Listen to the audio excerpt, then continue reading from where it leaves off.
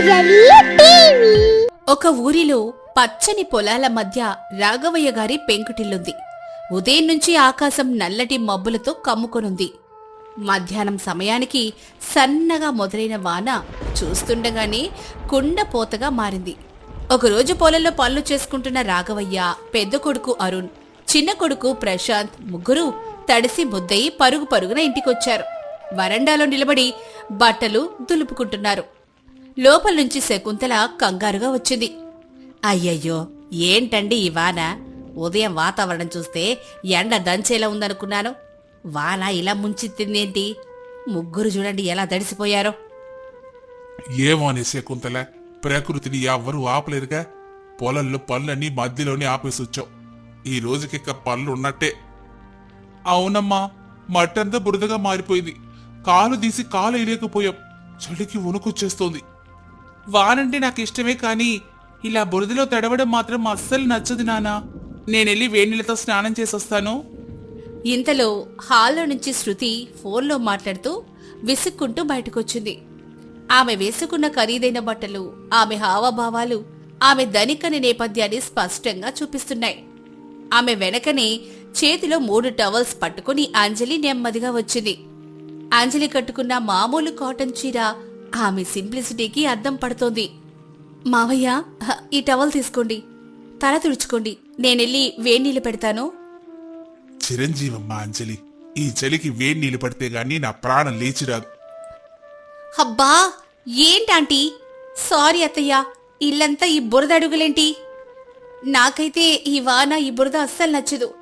మా ఇంట్లో అయితే వర్షం వస్తే నేను నా ఏసీ రూంలోనే పడుకొని వెబ్ సిరీస్లు చూస్తూ ఉండేదాన్ని. ఇప్పుడు ఈ బురద వాన, ఈ వాసన భరించలేకపోతున్నాను. పల్లెటూరు అన్నాక, వ్యవసాయం అన్నాక ఈ మట్టి వాసన సహజమే కదమ్మా శృతి. వీళ్ళు కష్టపడేది మట్టిలోనే కదా. ఏమవుతయ్యా, నాకు ఈ మట్టి, ఈ వాన అస్సలు పడవు. చలిగాలికి నాకు తలనొప్పి వచ్చేస్తుంది. నేనెళ్ళి పడుకుంటాను. డిన్నర్ టైంకి లేపండి. అంజలి, నా రూమ్లో డోర్స్ అన్నీ క్లోజ్ చేసి వెళ్ళు. ఆ గాలి లోపలికి రాకూడదు. అలాగే శృతి, నేనొచ్చి వేస్తానులే. అలా అనుకుంటూ శృతి గదిలోకి వెళ్ళిపోయి తలుపేసుకుంది. ప్రశాంత్ కూడా భార్య వెనకే లోపలికి వెళ్ళిపోయాడు. రాఘవయ్య, అరుణ్ స్నానాలు చేయడానికి వెళ్లారు. హాల్లో శకుంతల, అంజలి ఇద్దరే మిగిలారు. బయట వర్షం మరింత జోరుగా కురుస్తోంది. చల్లటి గాలి ఇంటి వరండాలోకి వీస్తోంది. అబ్బా, చూసావా అంజలి? ధనవంతుల ఇంటి పిల్ల ఆ మట్టి వాసన్ని చూసి అసహించుకుంటోంది. మన ఇంట్లో వ్యవసాయం అంటేనే మట్టితో సావాసం అని తెలియదా ఏంటి? ఎప్పుడూ ఏసీ గదుల్లో పెరిగిన పిల్ల ఈ వాతావరణానికి ఎలా అలవాటు పడుతుందో ఏవో. నాకైతే భయంగా ఉందమ్మా. అలా అనకండి అత్తయ్య. శృతి పెరిగిన వాతావరణం వేరు. ఆమెకు ఇది అలవాటు లేదు కాబట్టి కొంచెం ఇబ్బంది పడుతుంది. రాను రాను ఆమె కూడా మళ్ళీ కలిసిపోతుందిలేండి. మీరేం బాధపడకండి. నువ్వున్నావు చూడంజలి, పుట్టింటి నుంచి ఎలాంటి ఆస్తి తీసుకురాలేదు గాని కొన్నంత సహనాన్ని, మంచితనాన్ని తీసుకొచ్చావు. నిన్ను చూస్తుంటే నాకు చాలా ముచ్చటేస్తుంది. నా తల్లిదండ్రులు నాకు డబ్బు ఇవ్వలేకపోయారత్తయ్య, కాని పెద్దల పట్ల గౌరవం, ఉన్నదాంతో సంతోషంగా బతకడం నేర్పించారు. వాళ్ళు గుడిసెలో ఉంటూనే వర్షాన్ని చూసి మురిసిపోయేవారు. ప్రకృతిని ప్రేమించడం నేర్పించారత్తయ్య. సరేగాని వాన చాలా బాగుంది. ఇంటి పళ్ళని పూర్తయ్యేగా, కాసేపు ఆరు బయట వరండాలో కూర్చుందావా? కూర్చోవడమే కాదత్తయ్య, వాన పడుతుంటే చల్లగా ఉంది. మావయ్య, ఆయన స్నానాలు చేసొచ్చేసరికి ఆకలంటారు. మీరు ఆ కుర్చీలో కూర్చొని వర్షాన్ని ఆస్వాదించండి. నేను కుంపటి తెచ్చి ఆరు బయట వరండాలని వేడివేడిగా ఉల్లిపాయ పకోడీలు, అల్లం టీ తెస్తాను. వర్షం చూస్తూ తిందాం. అబ్బాలే చెప్పావే. నాకు కూడా కట్టెల పొయ్యి మీద లేదా కుంపటి మీద వంట చేసి చాలా రోజులైంది. నువ్వు కుంపటి తీసుకురా చెప్తా. నేను ఉల్లిపాయలు కోస్తాను. ఈలోగా ఇద్దరం కలిసి చేద్దాం. అలా అనగానే అంజలి వేగంగా వంటగదిలోకి వెళ్లి కుంపటి, బొగ్గులు తీసుకొచ్చి వరండాలో రాజేసింది. శకుంతల పీట మీద కూర్చొని ఉల్లిపాయలు, పచ్చిమిర్చి సన్నగా తరుగుతోంది. వర్షం శబ్దం, కుంపటిలో కాలుతున్న బొగ్గుల శబ్దం కలిసి ఆ వాతావరణాన్ని చాలా ప్రశాంతంగా మార్చాయి. అంజలి శనగపిండిలో వాము, ఉప్పు, కారం వేసి కలుపుతోంది. అంజలి, నీకోటి చెప్పనా? ఇలా నీతో కలిసి వాళ్ళు కూర్చొని వంట చేస్తుంటే నాకు నా చిన్నతనం గుర్తొస్తుందమ్మా. మా అమ్మ కూడా వర్షం వస్తే చాలు ఇలాగే వరండాలో కుంపడి పెట్టి జొన్న రొట్టెలు చేసేది. అవునా అత్తయ్య? మా ఇంట్లో అయితే వర్షం వస్తే పండగే అనుకోండి. నాన్న పనికెళ్లకుండా ఇంట్లోనే ఉండేవారు. ఇక అమ్మ పిండి వంటలు చేసేది. మాకు టీవీలు ఫోన్లు ఉండేవి కాదు కాబట్టి అంతా వానని చూస్తూ కబుర్లు చెప్పుకునేవాళ్ళం. నిజమేనమ్మా, డబ్బుంటే సౌకర్యాలు వస్తాయేమో గాని ఇలాంటి చిన్న చిన్న సంతోషాలు రావు. ఆ శృతిని చూడు, ఏసీ రూంలో దుప్పటి ముసుగుదని పడుకోనుంటుంది. ఈ వాన ఆనందాన్ని, ఈ వేడి వేడి పకోడీల వాసన్ని మిస్ అయిపోతోంది. నేను పెద్ద కోడలుగా నిన్ను, రెండో కోడలుగా శృతిని తెచ్చుకున్నప్పుడు ఊళ్ళో వాళ్ళంతా రకరకాలుగా మాట్లాడుకున్నారు. ఏమనత్తయ్యా? పేదంటి పిల్లని పెద్ద కోడలుగా చేసి కోటేశ్వర్ల పిల్లని రెండో కోడలుగా చేస్తే ఇల్లు ఎలా నిలబడుతుంది అని. వాళ్ళిద్దరి మధ్య అంతస్తులు అంతరం గొడవలు తెస్తుంది అన్నారు. నాకు కూడా మొదట్లో భయం వేసింది, శృతి నిన్ను ఎక్కడ తక్కువ చేసి మాట్లాడుతుందో అని. అత్తయ్య, అంతస్తులు ఎక్కడో బయటుంటాయి కానీ ఇంటి గడప దాటి లోపలికి వచ్చాక అందరం మనుషులమే కదా. శృతి అప్పుడప్పుడు కోపగించుకున్నా ఆమె మనసులో కల్మషం లేదు. ధనవంతులిళ్లలో వాళ్లకు ఒకరితో ఒకరు మాట్లాడుకునే సమయమే ఉండదత్తయ్య. అందుకే ఆమె అలా ఒంటరిగా ఉండడానికి ఇష్టపడుతోంది. మనమే ఆమెను మన ప్రేమతో మార్చుకోవాలి. ఎంత గొప్పగా ఆలోచిస్తున్నావమ్మా నువ్వు. అరుణ్కి నిన్నిచ్చి పెళ్లి చేసి నేను చాలా మంచి పని చేశాను. నీ మనసు బంగారం. ఆ శృతికి మంచితనం ఎప్పటికీ అర్థమవుతుందో ఏవో. అలా అంటూ అంజలి పకోడీలు వేయడం పూర్తి చేసింది. పక్కనే చిన్న గిన్నెలో అల్లం, యాలకులు వేసి చిక్కటి పాలు పోసి టీ మరుగుతోంది. ఆ చల్లటి వాతావరణంలో వేడి వేడి పకోడీల వాసన, అల్లం టీ సువాసన ఇల్లంతా వ్యాపించింది. స్నానాలు ముగించుకుని వచ్చిన రాఘవయ్య, అరుణ్ ఆ వాసన పీలుస్తూ వరండాలోకొచ్చారు. ఆహా, ఏంటి శకుంతల వాసన! ప్రాణాలు లేచిపోతున్నాయి. వానకు పకోడీలు భలే సెట్ అవుతుందే.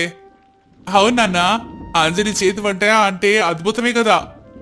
నేను కూడా సాయం చేశాను బాబు. ఇగో వేడి వేడి పకోడీలు, టీ. మీరు ఆ కుర్చీలో కూర్చోండి, నేనిస్తాను. అప్పుడు రాఘవయ్య, అరుణ్ కుర్చీలో కూర్చొని వర్షాన్ని ఆస్వాదిస్తూ పకోడీలు తింటున్నారు. శకుంతల, అంజలి కూడా పక్కపక్కనే కూర్చొని టీ తాగుతూ నవ్వుకుంటూ మాట్లాడుకుంటున్నారు. ఆ కుటుంబం అంతా కలిసి నవ్వుకుంటూ ఉండడం వల్ల ఆ ఇల్లు ఎంతో కలకలలాడుతోంది. సరిగా అదే సమయానికి పకోడీల సువాసన గదిలోకెళ్లడంతో ప్రశాంత్కి మెలకు వచ్చింది. ప్రశాంత్ వచ్చి వరండాలో వాళ్ళతో కలిశాడు. ఆ మాటల శబ్దానికి, వాసనకు నిద్రలేచిన శృతి కూడా విసుగ్గా కళ్ళు నిలుపుకుంటూ బయటకొచ్చింది. ఏంటి ప్రశాంత్, నన్ను వదిలేసి ఇక్కడికి వచ్చేసావు? అసలు ఏంటి వాసన? ఇల్లంతా పొగలాగుంది. పొగ కాదు శృతి, అంజలి వదిన కుంపటి మీద అల్లంటి పకోడీలు చేసింది. వానల్లో గనక ఇవి తింటే ఆ మజాయే వేరు. నువ్వు కూడా రా, ఒక టేస్ట్ చెయ్యి. చిచి, నాకు అసలు ఆయిల్ ఫుడ్డే పడవు. పైగా ఇలా నేల మీద కుంపటి పెట్టడం ఏంటి? మన ఇంట్లో గ్యాస్ స్టవ్ లేదా, మైక్రో ఓవెన్స్ లేవా? ఎంత డబ్బున్నా మీ వదనకు పేద బుద్ధులు పోలేదు. ఎప్పుడూ ఇలాంటి చీప్ పనులు చేస్తూ ఉంటుంది. అలా అనగానే శృతి మాటలకు వరండాలో ఒక్కసారిగా నిశ్శబ్దం అలుముకుంది.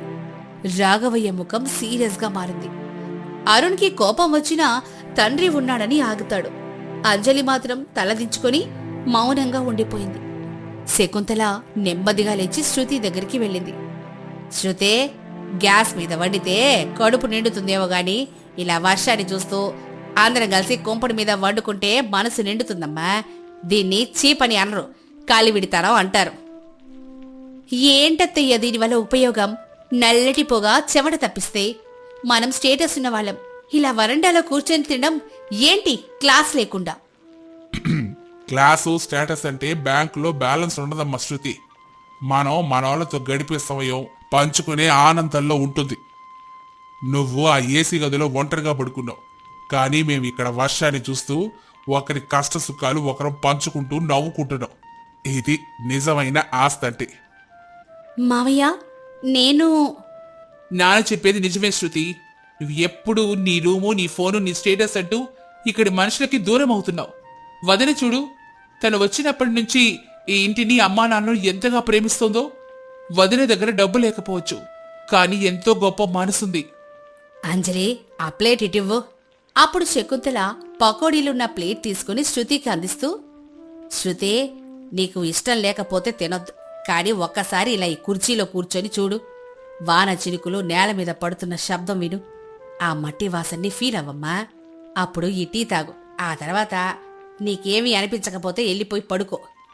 అలా అనగానే శృతి నెమ్మదిగా కుర్చీలో కూర్చుంది. బయట వర్షం హోరున కురుస్తోంది. చల్లని గాలి ఆమె ముఖాన్ని తాకింది. మొదటిసారి ఆమె ఫోన్ పక్కన పెట్టి ప్రకృతిని చూస్తోంది. శకుంతల ఇచ్చినటువంటి టీ కప్పు చేతిలోకి తీసుకుంటుంది. దాని వెచ్చదనం ఆమె హాయిగా అనిపించింది. టీ ఒక గుక్క తాగగానే ఆమె ముఖంలో తెలియని ప్రశాంతత కనిపించింది. టీ చాలా అద్భుతంగా ఉందక్కా. నేను వెళ్ళి ఖరీదైన కేఫ్లలో కూడా ఇంత కమ్మటి వాసన, రుచి ఎప్పుడు చూడలేదు. చలికి ఈ వేడి టీ తాగుతుంటే ప్రాణం లేచొచ్చినట్లుంది. అసలు ఇందులో ఏం వేశారు? కేవలం అల్లం యాలకులు, నా ప్రేమే శృతి, అంతే. అది వినగానే శృతికి అంజలి మాటలు సూటిగా గుండెకు తగిలాయి. తాను ఇంతసేపు అంజలిని ఎంత తక్కువగా చేసి మాట్లాడిందో. అయినా అంజలి ఒక్క మాట కూడా అనకుండా ఎంత ప్రేమగా బదులిచ్చిందో ఆమెకు అర్థమైంది. శృతి కళ్ళల్లో నీళ్లు తిరిగాయి. ప్లేట్లోని పకోడీని తీసుకుని తినింది. అత్తయ్య, మావయ్య, నన్ను క్షమించండి. నా పెంపకం ఎప్పుడూ నలుగురిలో గొప్పగా కనిపించాలి, ఖరీదైన వస్తువులు వాడాలని నేర్పించింది. కానీ బంధాల విలువ, ఇలా నలుగురితో కలిసి కూర్చొని నవ్వుకునే ఆనందం ఏంటో నాకు నేర్పించలేదు. అందులో నీ తప్పేమి లేదమ్మా. ఇప్పుడు తెలుసుకున్నావు కదా, అది చాలు. ప్రశాంత్, నన్ను క్షమించు. నేను నిన్ను కూడా ఎప్పుడూ నా రూమ్కే పరిమితం చేశాను. అందరితో కలిసిపోనివ్వలేదు. అక్క, నువ్వు పేద ఇంటి నుంచి వచ్చావు. నీకేం తెలీదు. నాకే అంత తెలుసని గర్వపడ్డాను. కానీ జీవితం అంటే ఏంటో, ప్రేమంటే ఏంటో నీకు తెలిసినంతగా నాకు తెలీదక్కా. నిన్ను చులకనగా మాట్లాడినందుకు నన్ను క్షమించక్కా. అయ్యో పిచ్చిదానా, అక్క చెల్లెల మధ్య ఈ క్షమాపణలెందుకమ్మా? నువ్వు ఎప్పుడూ నా చెల్లెలివే. ఈ రోజు నుంచి మన ఇద్దరం కలిసి పళ్ళు చేద్దాం. చూసారా నాన్నా, ఈ వర్షం కేవలం పొలాల్లోని కాదు, మన ఇంట్లో ఉన్న అడ్డుగోడలు కూడా కడిగేసింది. అవును అరుణ్, డబ్బు అనేది మనిషికి అవసరమే గాని అదే మనిషి కాదు. అంజలి తన సింప్లిసిటీతో శృతిని మార్చింది. శృతి తన తప్పు తెలుసుకొని తన గొప్ప మనసుని నిలుపుకుంది. ఈ ఇద్దరు కోడళ్ళు నా ఇంటికి 2 కళ్ళ లాంటోళ్ళు. ఇక నాకే దిగులు లేదు. అక్క, నాకైతే ఇవి సరిపోలేదు. నేను కూడా నీకు హెల్ప్ చేస్తాను. మనం ఇంకొన్ని పకోడీలేద్దామా? అత్తయ్య, మీరు ఆ మిగిలిన ఉల్లిపాయలు కోసివ్వండి. బాలే దారికొచ్చావే పిల్ల, ఇప్పుడే కోసిస్తాను. అప్పుడు శృతి తన పట్టు చీరను కొద్దిగా పైకి దొప్పుకొని అంజలి పక్కన కుంపటి దగ్గర కూర్చుంది. ఇద్దరు కలిసి పకోడీలేయడం మొదలెట్టారు. అంజలి పిండి కలుపుతుంటే శృతి వాటిని నూనెలో వేస్తోంది. వారిద్దరి మధ్య మాటలు, నవ్వులు వికసిస్తున్నాయి. రాఘవయ్య, శకుంతల, అరుణ్, ప్రశాంత్ వారిద్దరిని చూసి ఎంతో ఆనందపడ్డారు. అలా ఉండగా బయట వర్షం తగ్గుముఖం పట్టింది. ఆకాశంలో ఇంద్రధనుసు వికసించింది. అదేవిధంగా ఆ ఇంట్లో పేద ధనిక అనే భేద భావాలు తొలగిపోయి ప్రేమానురాగాల ఇంద్రధనుస్సు వికసించింది. సీతాపురం అనే గ్రామంలో శివయ్య, పార్వతమ్మ అనే దంపతులు నివసిస్తూ ఉంటారు. వారికి కొడుకు అరుణ్, కోడలు అంజలి. పార్వతమ్మ పాతకాలం మనిషైనప్పటికీ ఆడవాళ్లు అన్ని రంగాల్లో ముందుండాలని కోరుకునే మనసున్న ఆవిడ. కోడలు అంజలి చాలా చురుకైంది. వంటల్లో ప్రావీణ్యం కలిగుంటుంది. అత్తగారి మాట జవదాటదు. ఇక పార్వతమ్మ కూడా ప్రతి పనిలో కోడలికి సపోర్ట్ ఇస్తూ ఉంటుంది. అలా అన్యోన్యంగా వీళ్ళ కుటుంబం అయితే సాగిపోతూ ఉంటుంది. అలా ఒకరోజు, ఏమిటి తండ్రి కొడుకులిద్దరు చాలా దిగులుగా కనిపిస్తున్నారు? ఏమీ లేదు పార్వతి, వర్షాకాలం రాబోతుంది కదా, దాని గురించే చాలా దిగులుగా ఉంది. వర్షాకాలం రాబోతుంటే మీరెందుకని దిగులుగున్నారు? నీకు తెలిసిందే కదమ్మా, మన వ్యాపారం ఎండాకాలంలో అనుగుణంగా సాగేది. ఇప్పుడు వర్షాలు పడ్డాయంటే వ్యాపారం కొనసాగించడం చాలా కష్టమైపోతుందిగా. అప్పుడే అంజలి అక్కడికొస్తుంది. ఇందులో ఆలోచించడానికి ఏముందండి? కాలానికి తగినట్లు మన వ్యాపారం కూడా మార్చుకోవచ్చు కదా. మాకు తెలిసిన పని ఎండాకాలంలో చల్లని పానీయాలు అమ్మడం వరకేనమ్మా. వర్షానికి తగినట్లు మేమేం పనులు చేయగలం? మళ్ళీ ఎండాకాలం వచ్చే వరకు మనకి కష్టకాలమే ఉంటుంది. ఇక ఇంట్లో పొదుపు చేయాల్సిన బాధ్యత నీదే అంజలి. ఏమిటో మీరేమో కొత్త వ్యాపారం నేర్చుకోరు. ప్రతి సంవత్సరం ఇదే కదా జరుగుతోంది ఇంట్లో. అప్పుడంటే ఈ ఇంట్లో మీకు కోడలు అంజలి లేదు కదా అత్తయ్య గారు. ఇప్పుడు ఈ ఇంటికి కోడలొచ్చింది. తన తెలివితేటలు కూడా ఉపయోగించనివ్వండి. అంటే నువ్వు మాట్లాడేది ఏంటి అంజలి? నాకేం అర్థం కావట్లేదు. కాలాలకు తగినట్లు వ్యాపారం మార్చే అలవాటు మావయ్య గారికి ఆయన గారికి తెలుసుండకపోవచ్చత్తయ్యా, కానీ నాకు తెలుసు. కొంచెం అర్థమయ్యేలా చెప్పంజలి. మరేం లేదండి, ఎలాగో ఎండోకాలం పోయి వానలు మొదలవుతున్నాయి కాబట్టి ఈ వర్షానికి తగినట్లుగా మనం కొత్త వ్యాపారం ఆలోచిద్దాం. దానికి మీ అందరి సహకారం కావాలి. వర్షాకాలానికి తగినట్లు వ్యాపారమా? అదేంటంచలే, నువ్వు చెప్పు. మా అందరి సపోర్ట్ నీకుంటుంది. నాకు అరిటాకు బిర్యానీ చేయడం వచ్చత్తయ్యా, దాన్నే మనం వ్యాపారంగా ఎందుకు చేయకూడదు? ఏంటంజలి, నీకు బిర్యానీ చేయడం వచ్చా? మరి ఎప్పుడు చెప్పనే లేదు. పోనీ ఒక్కసారైనా మాకు చేసి పెట్టిందే లేదు. ఆ అవకాశం నాకు రాలేదత్తయ్యా. ఈరోజు నేను బిర్యానీ చేస్తాను. అది తిని దాని రుచి ఎలా ఉందో మీరు చెప్పండి. బాగుంటే వ్యాపారం మొదలెడదాం. ఈ ఐడియా ఏదో బాగానే ఉందంజలి.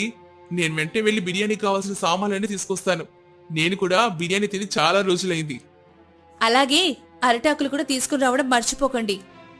అరిటాకుల్లో బిర్యానీ, ఇదేదో వినడానికి కొత్తగా ఉందే. నేను కూడా దాన్ని ఈరోజు రుచి చూడవలసిందే. అలా అరుణ్ బయటకెళ్లి బిర్యానీకి కావలసిన సామాన్లన్నీ తీసుకొస్తాడు. ఇక అప్పుడే ఆకాశమంతా మబ్బు పట్టి జోరుగా వాన పడ్డం మొదలవుతుంది. చల్లటి గాలి కిటికీలో నుంచి ఇంట్లోకొస్తుంటే అంజలి బిర్యానీ వండడం మొదలు పెడుతుంది. అప్పుడే పార్వతమ్మ వంటగదిలోకి వస్తుంది. ఏంటత్తయ్య గారు ఇలా వచ్చారు? ఏమైనా కావాలా? నువ్వు అరిటాకులో బిర్యానీ ఎలా వండబోతున్నావో దగ్గరుండి చూద్దామని వచ్చానంజలి. అయితే మీకు వేడివేడిగా కాఫీ పెట్టిస్తాను. అది తాగుతూ నేను బిర్యానీ ఎలా వండబోతానో మీకు చెప్తూ ఉంటాను. మీరు కాఫీ తాగుతూ దాన్ని చూడండి అని అంజలి పార్వతమ్మకు కాఫీ ఇస్తుంది.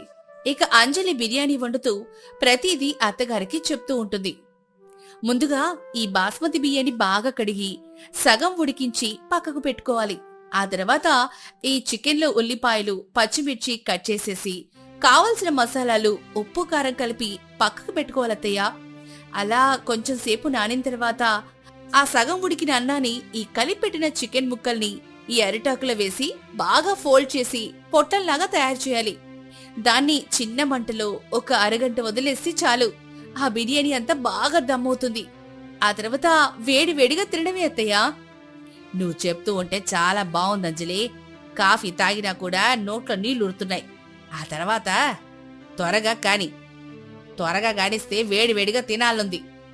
ఒక్క అరగంట ఓపిక పట్టండి, మొత్తం రెడీ అయిపోతుంది అత్తయ్య. అలా అంజలి అరిటాకులో వేడి వేడి బిర్యానీ వండుతూ ఉంటే ఆ వాసన ఇల్లంతా పాకుతుంది. అబ్బా, ఇల్లంతా గుమగుమలాడిపోతోంది. అవునానా, ఈ వాసన బట్టే చెప్పొచ్చు అంజలి బిర్యానీ చాలా రుచిగా ఉండిందని. అంజలి, త్వరగా తీసుకురా, కడుపులో ఎలుకలు పరిగెడుతున్నాయి. అయిపోయిందండి, ఇదిగో తీసుకొస్తున్నాను. అంజలి వేడి వేడి అరిటాకు బిర్యానీ వండుకొని టేబుల్ మీద అందరికీ అరిటాకులు పరిచి అందరిని పిలిచి బిర్యానీ వడ్డిస్తుంది. ఇక అందరూ దాన్ని తింటూ పార్వతమ్మ మొదటి ముద్ద నోట్లో పెట్టుకొని, అబ్బా అమృతం అంజలి, ముక్క దూదిలాగా ఉడికింది. ఇక ఈ అరిటాకులో బిర్యానీ మగ్గడం వల్ల ఆ అరిటాకు రుచి మొత్తం బిర్యానీకి పట్టేసింది. నిజమే అమ్మా, నేను మొదట్లో ఏదో అనుకున్నాను గాని అంజలి ఏదో మంత్రం వేసినట్లే ఈ అరిటాకు బిర్యానీని వండింది. రైస్ అసలు మెత్తబడలేదు తెలుసా. మసాలాలు కరెక్ట్ గా సరిపోయాయి. బయట ఇంత చక్కటి వర్షం పడుతుంటే ఈ చలిగాలికి వేడి వేడిగా ఈ అరిటాకు బిర్యానీ తింటూ ఉంటే ఆకాశంలో తేలుతున్నంత హాయిగా ఉందమ్మా. ఈ కాలం పిల్లలకు వంటలు ఎక్కడొస్తాయిలే అని మా కోడలి పిల్ల గురించి ఏమో అనుకున్నాను గాని బిర్యానీ మాత్రం చాలా బాగా చేసావు అంజలి. నా బిర్యానీని తిని పొగుడుతున్న మీ అందరికీ చాలా థ్యాంక్స్. అయితే ఈ బిర్యానీ రుచి వ్యాపారానికి సరిపోతుందంటారా? సరిపోతుందా అని చిన్నగా అడుగుతావేంటి అంజలి? ఇంతకన్నా రుచికరంగా ఎవరైనా బిర్యానీ వండగలరా? కొంచెం కూడా ఆలోచించకుండా మనం బిర్యానీ సెంటర్ మొదలు పెట్టొచ్చు అంజలి. ఎప్పుడు మొదలు పెడదామో చెప్పు. ఎప్పుడు మొదలు పెట్టడం ఏంటండి? ఇంత మంచి గాలి వనలు పడుతుంటే జనాలందరూ వేడి వేడి భోజనాన్ని కోరుకుంటారు. రేపటి నుంచే మొదలు పెడదాం. ఇక మరుసటి రోజు ఇంటి ముందు ఒక చిన్న టెంటేసి అంజలి వేడి వేడిగా అరిటాకు బిర్యానీ వండి వ్యాపారాన్ని మొదలు పెడుతుంది. వర్షం పడుతున్న ఆ చల్లగాలికి ఆ వాసన ఆ చుట్టుపక్కలందరికీ తగులుతుంది. అటుగా వెళ్తున్న ఒక వ్యక్తి అక్కడికొచ్చి, ఆహా, ఏమిటి కమ్మటి సువాసన! బయటపడి వర్షాల కంటే ఈ వాసనే నన్ను అతలాకుతలం చేస్తోంది. ఇంతకీ ఈ కమ్మటి వాసన వస్తున్న భోజనం ఏంటమ్మా? ఇది అరిటాకు బిర్యానీ బాబాయ్ గారు. ఏమిటి, అరిటాకులో బిర్యానీనా? పేరేదో వినడానికి చాలా కొత్తగా ఉందే. ఏరి ఓ ప్లేట్ బిర్యానీ ఇవ్వమ్మా. ఆహా, తీసుకోండి బాబాయ్ గారు. దీన్ని ఇలా నిమ్మకాయ పిండుకొని ఈ ఉల్లిపాయ ముక్కలు నంచుకొని తినండి. ఆ వ్యక్తి ఆ అరిటాకు బిర్యానీని 2 ముద్దల నోట్లో పెట్టుకొని, ఆహా, ఈ రుచి ఏంటమ్మా ఇంత అద్భుతంగా ఉంది? నేను ఎన్నో చోట్ల బిర్యానీ తిన్నాను గాని ఎంత రుచికరంగా ఎక్కడా తినలేదు. అన్ని సమపాలలో సరిగ్గా సరిపోయాయి.